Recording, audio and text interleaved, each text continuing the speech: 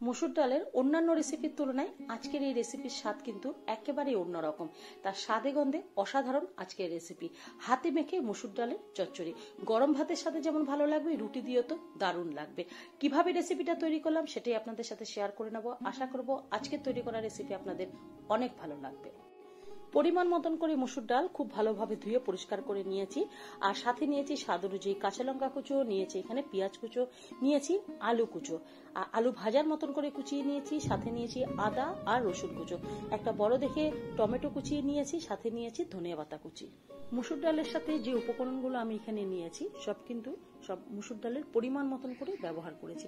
দুটো কুচনো বড় পেঁয়াজ নিয়েছি, এখানে রসুন কুচি আর অর্ধেক পরিমাণে পেঁয়াজ কুচি আমি তুলে রেখে দিলাম, রান্নার সময় পরে ব্যবহার করব। আর আলু একটু বড় করে আমি কেটেছি, আলু ভাজার মতন একটু লম্বা করে। এই আলু রান্নার সময় যাতে সেদ্ধ না হয়ে যায় সেই জন্যই কিন্তু একটু বড় করে কেটে নিয়েছি।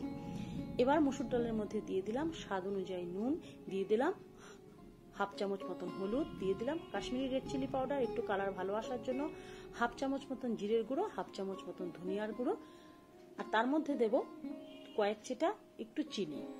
আর সর্ষের তেল দিয়ে খুব ভালোভাবে কিন্তু মসুর ডালের সাথে সব উপকরণগুলোকে ভালোভাবে মেখে নেব। যতটা ভালো মাখা যাবে এর স্বাদ কিন্তু ততটাই ভালো হবে।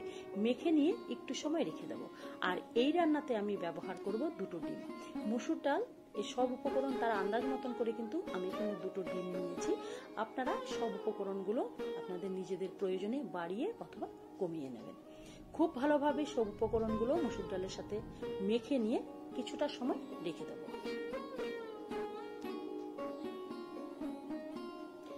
বেশ কিছুটা সময় রেখে দেওয়ার পর কড়াইতে আমি অল্প পরিমাণে সর্ষের তেল দিয়ে দিয়েছি।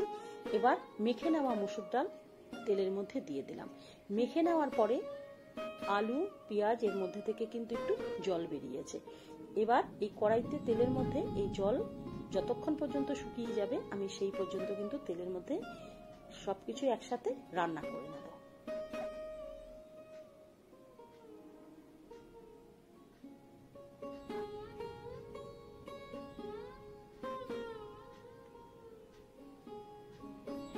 মসুর ডালের সাথে সব উপকরণগুলো মেখে নেওয়ার পরে যে জলটুকুনি বেরিয়ে গেছিল সেই জল দেখুন অনেকটাই কিন্তু শুকিয়ে গেছে। আর ডাল আলু তেলের মধ্যে খুব ভালোভাবে কিন্তু আমি একটু নাড়াচাড়া করে ভেজে নিয়েছি। এর কিন্তু ঘ্রাণটা কিন্তু অসাধারণ। আপনারা যখন তৈরি করবেন নিজেরাই তখন বুঝতে পারবেন যে মসুর ডাল তেলের মধ্যে একটু ভেজে নিলে তার গন্ধ কিন্তু অনেকটাই ভালো হয়। এখানে আলু পেঁয়াজ সব কিন্তু খুব সুন্দরভাবে কিন্তু ভাজা হয়ে গেছে। এবার আমি এর মধ্যে দিয়ে দেব পরিমাণ মতন করে জল। তবে অবশ্যই আমি এখানে গরম জল ব্যবহার করেছি। এই রান্নাটা একেবারে কিন্তু পাতলা করব না, একেবারে কিন্তু ঘন অবস্থায় রাখবো সেরকমও না, এর মাঝারি মতন করে কিন্তু নামাবো যাতে রুটি আর ভাতের সাথে খাওয়া যায়। তবে এই রেসিপিটা রুটিতেই কিন্তু দারুণ লাগে।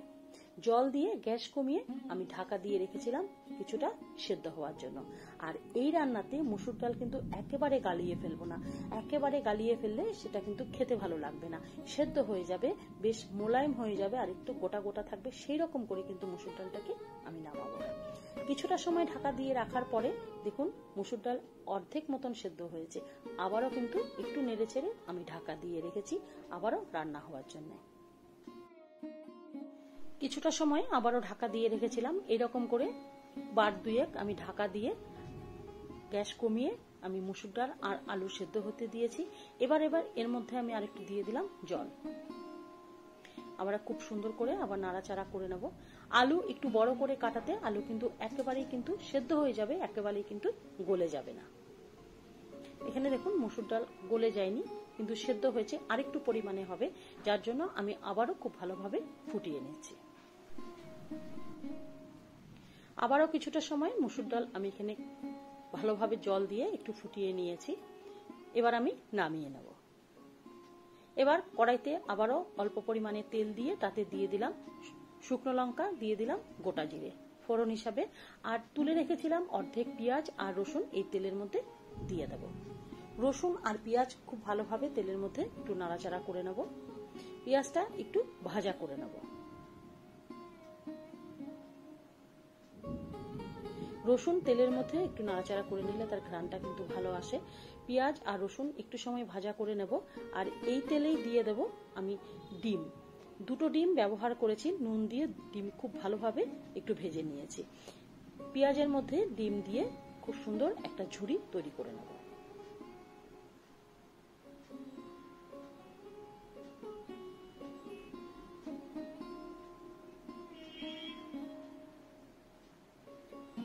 পেঁয়াজের সাথে ডিম ভালোভাবে নাড়াচাড়া করে নিয়ে বেশ একটু ডিমের একটা ঝুড়ি তৈরি করে নেব। একটু ভালো করে ডিমের ঝুড়িটা ভেজে নেব আর খুন্তি দিয়ে বেশ একটু ছোট ছোট করে টুকরো করে নেব। এবার এর মধ্যে আমি দিয়ে দেব অল্প একটু জল।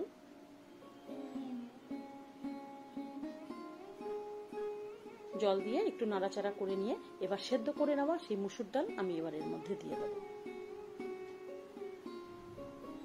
এখানে আপনারা নিজেরাই বুঝতে পারছেন যে ডাল সেদ্ধ হয়ে গেছে, অথচ কিন্তু গোটা অবস্থাতে আছে। এবার ডিমের সাথে খুব সুন্দরভাবে সব একসাথে মিলিয়ে দিয়ে এর মধ্যে কিন্তু নুনের পরিমাণ, ঝালের পরিমাণ, মিষ্টির পরিমাণ সব দেখে নিয়ে সবকিছুই পরিমাণ দেখে নিয়ে গ্যাস কমিয়ে আমি আবার কিছুটা সময় রান্না করে নেব। এই ডাল একেবারে ঘন করব না, আবার একেবারে পাতলা করব সেরকমও কিন্তু করব না, মাঝারি মতন করে নামাবো যাতে রুটি দিয়ে খেতে ভালো লাগে। ডাল এখানে আরেকটু সেদ্ধ হবে, খুব সুন্দরভাবে সবার সাথে মিলে যাবে সেই রকম পর্যন্ত কিন্তু রান্না করে নেব। এখানে কিছুটা সময় রান্না করে নিয়েছি, খুব সুন্দরভাবে কিন্তু মিলে গেছে, আপনারা নিজেরাই দেখতে পাচ্ছেন, দারুণ কিন্তু একটা হয়েছে দেখতে। এবার আমি এর উপরে দিয়ে দিলাম কসুরি মেথি। কসুরি মেথির ঘ্রাণ কিন্তু অসাধারণ লাগে। পরিমাণ মতন করে কসুরি মেথি দিয়ে আবারও খুব সুন্দর করে নাড়াচাড়া করে নেব। আর নামানোর সময় আমি এবার এর মধ্যে দিয়ে দেব বাটার। আপনারা এই ডাল একটু গরম গরম পরিবেশন করবেন, সেই সময় যদি মনে হয় আপনারা বাটার দিয়ে দেবেন। রুটি দিয়ে খেতে কিন্তু অসাধারণ লাগবে। এই রান্নাটা বাচ্চা থেকে বড় সকলের কিন্তু পছন্দ হবে। আমি রিকোয়েস্ট করব এরকম একটা রেসিপি আপনারা তৈরি করুন, সকালে কিংবা রাতে রুটি দিয়ে কিন্তু অনেক ভালো লাগবে। এবার আমি এর মধ্যে বাটার দিয়ে দিলাম, আবার একটু নাড়াচাড়া করে নিয়ে গ্যাস বন্ধ করে ঢাকা দিয়ে রেখে দেবো, পরে পরিবেশনের জন্য তুলে নেব।